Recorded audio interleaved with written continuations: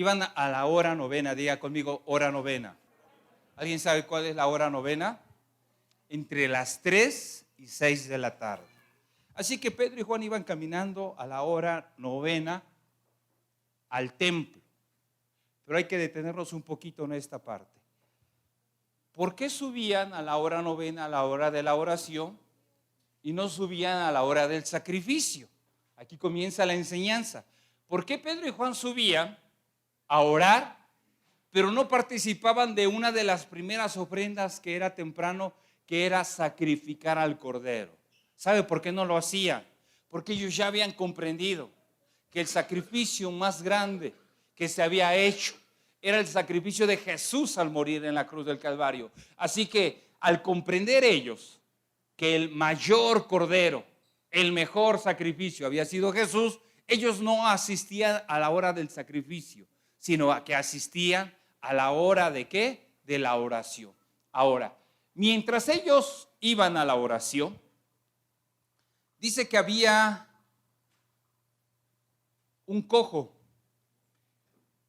y que este cojo, versículos más adelante, capítulos más adelante, dice que tenía más de 40 años. Diga conmigo, más de 40 años. Así que el tipo, desde su nacimiento, había nacido cojo, estaba lisiado, estaba afectado de sus extremidades físicas y no podía ¿qué? No podía caminar, no podía correr, no tenía la movilidad que cualquiera de nosotros tenía. ¿Vamos bien? ¿Vamos bien o nos regresamos?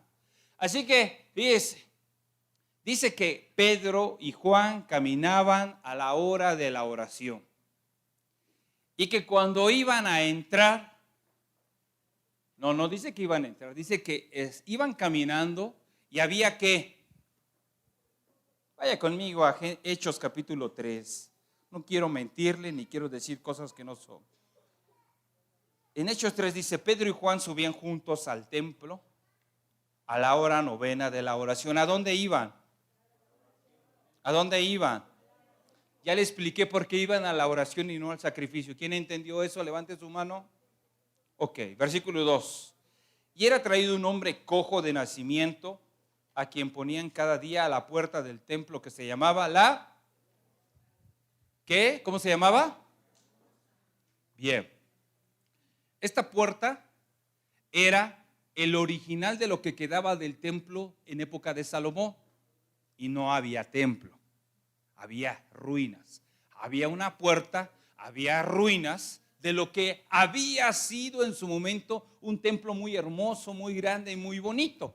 Pero ese solamente eran ruinas, diga conmigo ruinas. Había otro templo que había construido Herodes y era el que estaba vigente, donde la gente iba, donde la gente adoraba y donde la gente se congregaba. Sin embargo, quiero decirles algo, que este hombre lo ponían a la puerta de unas ruinas. Lo ponían a la puerta de un lugar que ya no tenía, ¿cómo puedo decirle? ¿La qué? El uso real. Así que aquí comienza la oración. No, aquí comienza la predicación. Quiero decirte algo. Este hombre lo ponía a la gente. Así que este era un hombre que dependía, oía y creía lo que los demás. Dependía de la gente, diga conmigo, dependía de la gente.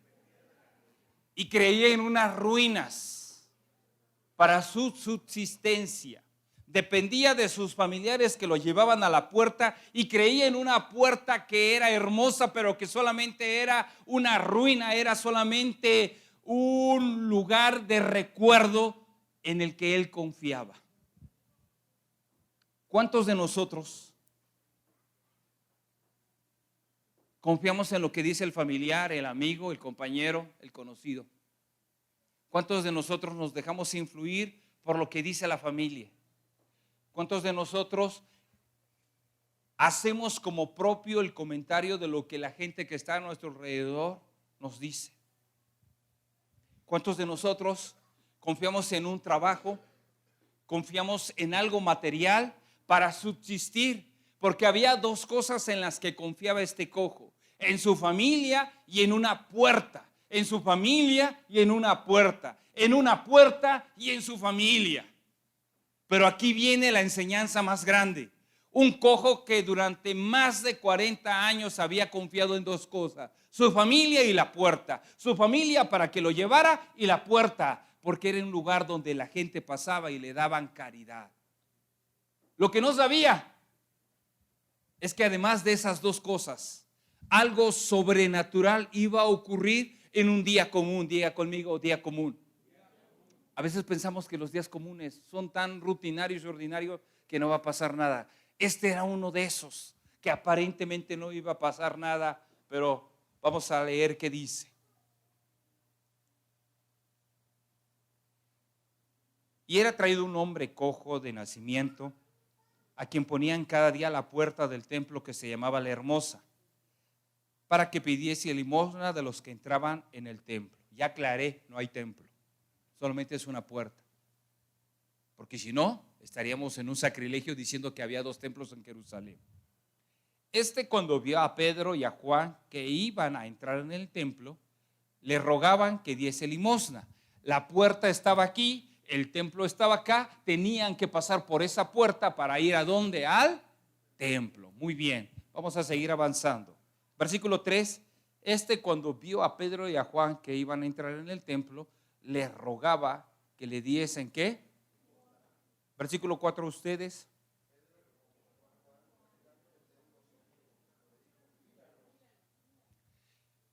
Quiero detenerme aquí un poquito. Pedro, con Juan fijando en él los ojos, le dijo: míranos. En ese momento, cuando Pedro le dijo: míranos, lo más seguro es que Pedro y Juan recordaban que precisamente a la hora novena, curioso, a la hora novena, Jesús en la cruz del Calvario había dicho a la hora novena: consumado es. A la hora novena. En ese momento, Pedro iba al templo y mientras veía al cojo y le decía: veme a los ojos, ¿sabes qué escena aparecía? Cuando el maestro estaba en la cruz del Calvario, cuando el maestro había sufrido la humillación, el dolor, el desprecio, el maltrato, pero llega un momento en que dice: consumado es. Y consumado significa hay victoria.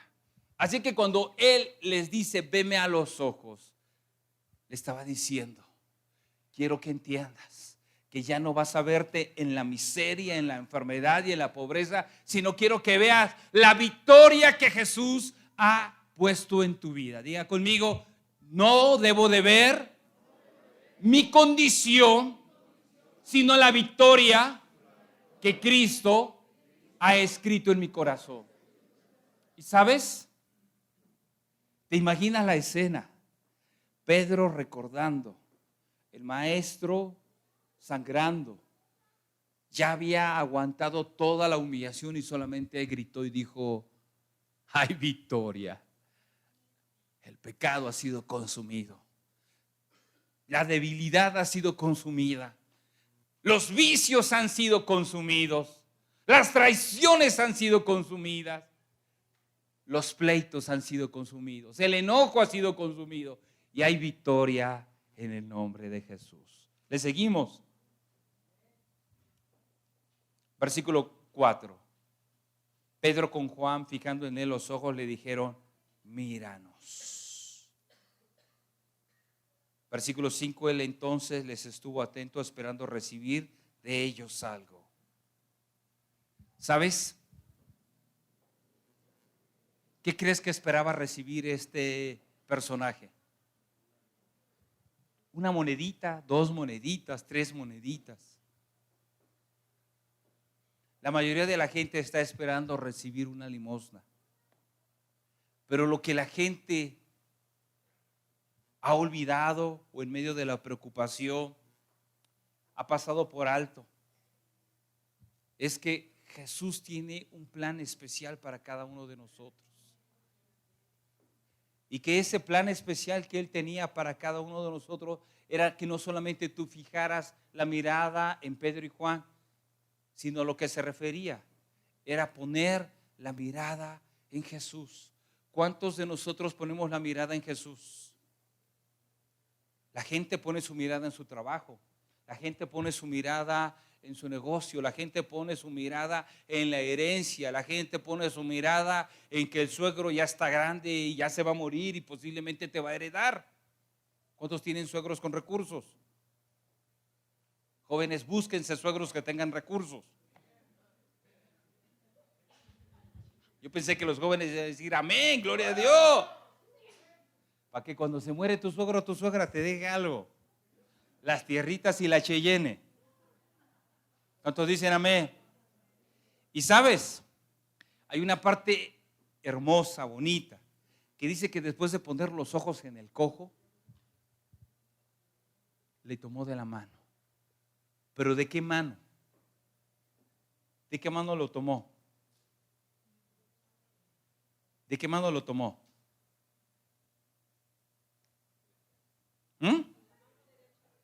¿De qué mano?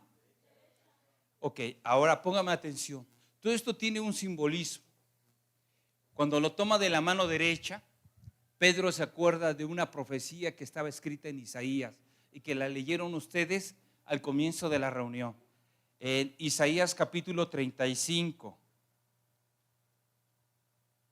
versículo 6.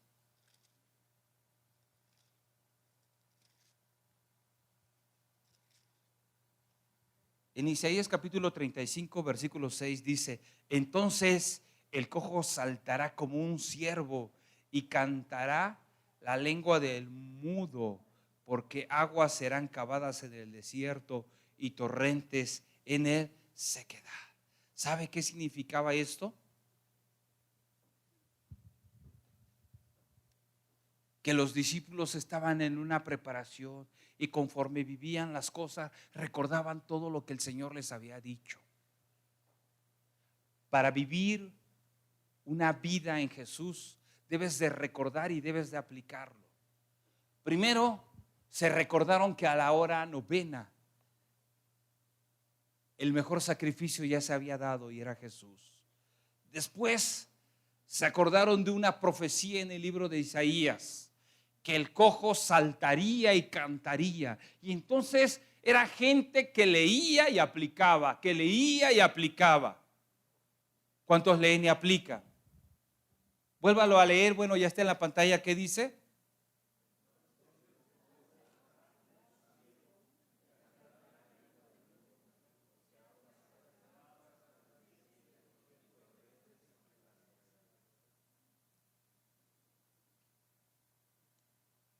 ¿Cree que se haya cumplido esa profecía?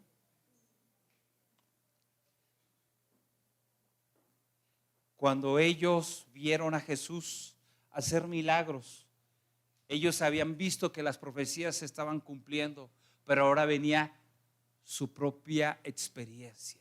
Y lo que Dios quiere no es que vivas de la experiencia de otros, sino lo que Dios quiere es que tú vivas tu propia experiencia. ¿A cuánto les gustaría tener una experiencia personal con el Señor? Muchos platican lo que sucede en Colombia, lo que sucede en Guatemala, lo que sucede en Asia, lo que sucede en Corea del Sur, pero ¿cuántos podrán decir lo que sucede en, menciona el nombre de tu calle, lo que sucede en este municipio, ¿cómo se llama? O los que vienen de otros lugares mencionen lo que sucede en. ¿No es más interesante decir lo que está sucediendo en mi casa, en mi colonia, en mi municipio, a través de mi vida, a decir lo que otros están haciendo? La lección más grande que recibió Pedro y Juan era no solamente ver y oír, ver y oír, ver y oír, sino la lección más grande que estaban recibiendo era ver, oír y poner en práctica. Así que, ¿qué estaba pasando? Estaban recordando esa cita y el cojo se levantaría, saltaría y cantaría. ¿Estamos aprendiendo? Ok, vamos a avanzar.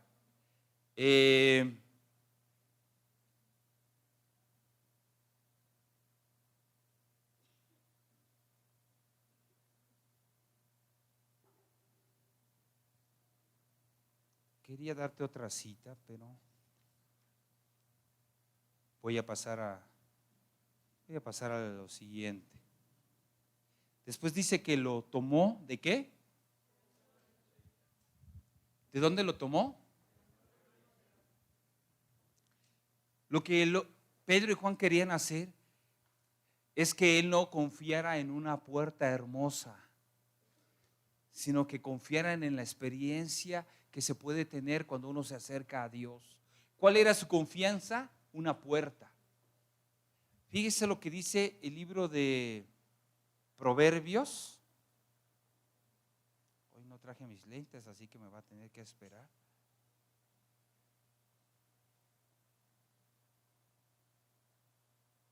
Ya lo tenía.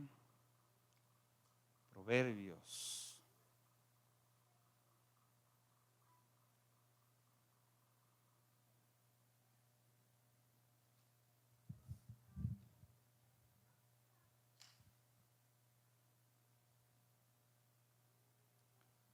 Isaías capítulo 41, versículo 3. Le doy mejor esta cita. Isaías capítulo 41, versículo 13. Porque yo soy Jehová tu Dios, quien te sostiene de tu mano derecha y te dice, no temas, yo te ayudo. Cada cosa que hacían los discípulos tenía una simbología. Primero le estaban diciendo, más que un sacrificio hay que creer en Jesús. Cuando le toma de la mano derecha le estaba diciendo, deja de confiar en una puerta, deja de confiar en la limosna, deja de confiar en lo que te da la gente y comienza a confiar en Dios. ¿Te imaginas esa escena cuando lo toma y le dice, ya no confíes en las limosnas, ya no confíes en lo que te da la gente, confía en un Dios poderoso? Tómale la mano al que está a tu derecha, a tu izquierda, apriétale la mano y dile, aprende a confiar en Dios, porque Él nunca te va a dejar. Ahora, dele lectura a la porción que está en la pantalla.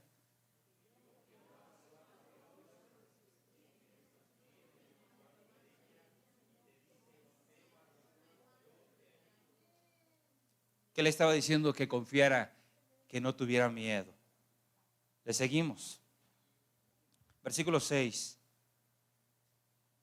Mas Pedro dijo, no tengo plata ni oro, pero lo que tengo te doy. En el nombre de Jesucristo de Nazaret, levántate y anda. Y tomándolo por la mano derecha, le levantó y al momento se le afirmaron los pies y tobillos. Y en el versículo 8 se confirma la profecía de Isaías que dice que el hombre comenzó a ¿qué? A saltar, a brincar, a correr, a cantar. Porque cuando tú crees una palabra, cuando tú le crees a Dios, déjame decirte que lo que tú tomas, que lo que tú recibes, tú lo puedes transmitir a otros. Usted no me escuchó. Todo lo que los discípulos escucharon y tomaron, no se lo quedaron ellos, sino que hicieron, lo compartieron. ¿Lo compartió o no lo compartió? ¿Lo compartió o no lo compartió? Ahora, yo quiero decirte algo. Dios quería revelarse a la vida de este hombre. A pesar de que este hombre pudo caminar un poquito más hacia adelante y entrar al templo, el hombre se conformó con una reliquia. El hombre pudo caminar y dar unos pasos más y entrar al templo y pedirle a Dios, pero el hombre se conformó porque ahí era un paso donde la gente se congregaba, se detenía y ahí le servía para que él pudiera tener el sustento. Hoy en día hay mucha gente que depende de la gente, de la familia, de su trabajo, pero no ha aprendido a depender de Dios. Y hoy estoy diciéndote solamente algo. Dios lo que quiere es que tú aprendas a depender de Dios. Dios lo que quiere es que tú aprendas a depender de Dios. La gente depende del trabajo. ¿La gente depende del trabajo? Sí. ¿La gente depende del negocio? Sí. Pero hoy el Señor nos dice, ¿qué pasaría si el día de mañana te corre? Te quedas sin comer, ¿no? Pero si tú dependes de Dios no va a pasar eso. ¿Qué pasaría si tú estás confiando en tu familiar que te ayuda, que te lleva una bonita despensa, pero el día de mañana ese familiar se muere y ya no va a llegar la despensa, ya no va a llegar la ayuda? Pero déjame decirte que si tú confías en Dios, el trabajo va a estar, la ayuda va a llegar, las puertas se van a abrir y lo que parece imposible siempre va a ser posible. ¿El cojo se levantó? Sí. ¿Qué hizo el cojo? ¿Qué hizo el cojo? ¿Y sabes? Este cojo jamás volvió a depender de la gente. Posiblemente esa misma familia que lo ayudaba le decía: tú eres un pobre cojo, apestoso, mugriento, agradece que te traemos. ¿Cuánta gente ha lisiado tus pensamientos y ha lisiado tu corazón? ¿Cuánta gente te ha menospreciado por tu apariencia, por tus pensamientos, por tu manera de hablar? Y te ha dicho: eres un cojo inmundo. Pero cuando vienen los siervos, cuando viene el Señor, cuando viene Jesús, Él te toma de la mano y te dice: no eres cojo, no eres lisiado, no eres un fracasado, no eres una persona abandonada, no eres un solitario. Eres alguien a quien yo quiero tomar y quiero levantar. Póngase de pie.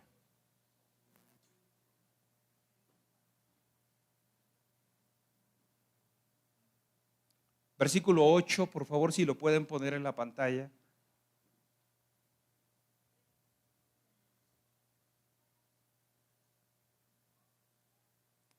Y saltando se puso en pie y anduvo. Y entró con ellos en el templo, andando y saltando y alabando a Dios. ¿Sabes por qué? Porque cuando lo tomaron de la mano, hubo una palabra de revelación. Y cuando hay una palabra de revelación, entonces tú comprendes quién es el que te está tocando. ¿Cuánto les han pedido? Le han pedido a Dios: Señor, tócame, yo quiero que tú me reveles qué estoy haciendo aquí. Yo quiero que tú me reveles que estoy aquí aguantando 2 horas sentado en medio de tanto calor y de tanto bochorno. Y saltando se puso de pie y anduvo. Cierra por un momento tus ojos ahí en tu lugar. Y puedes repetir esta oración. Señor Jesús, tómame en tu mano y revélame por qué me encuentro en este lugar. Revélame tu amor y revélame quién eres tú y qué significo yo para ti. Ahora abre tus ojos. ¿Qué eres? ¿Qué significas? Y sabes, yo quiero decirte que lo que tú significas es que eres una persona que el Señor está decidido a cambiar su condición. Eres una persona que el Señor está decidido a decirte: ya no eres más un lisiado. ¿Cuántos en la semana escuchaste palabras que te dijeron fracasado, tonto, ignorante?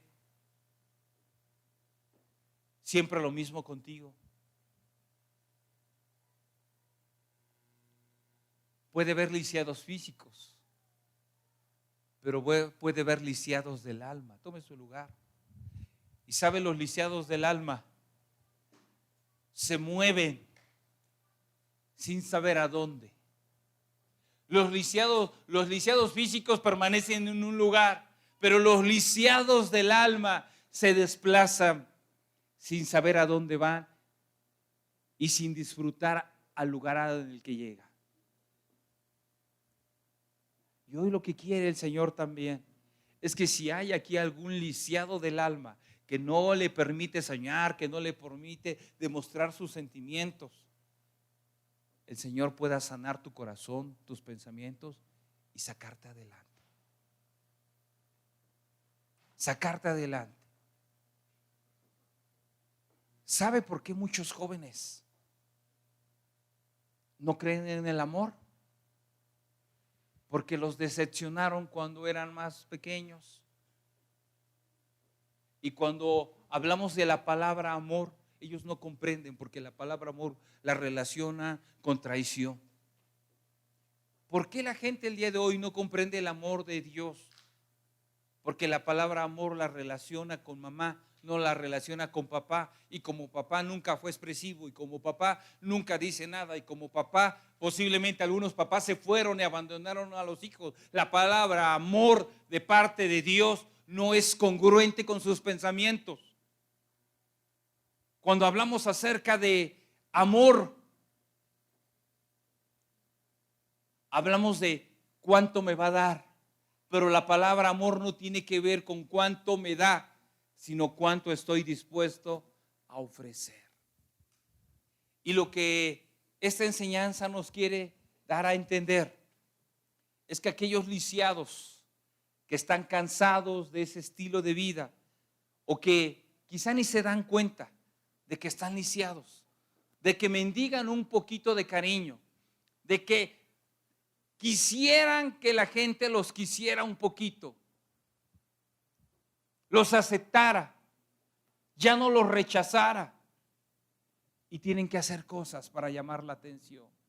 ¿Sabes? Si tú eres un joven de esos o una persona de esas que tienes que llamar la atención, que tienes que hacer lo que los demás dicen para que te acepten, hoy el Señor te está diciendo: deja de hacer lo que los demás hacen y comienza a acercarte a Jesús de una manera especial.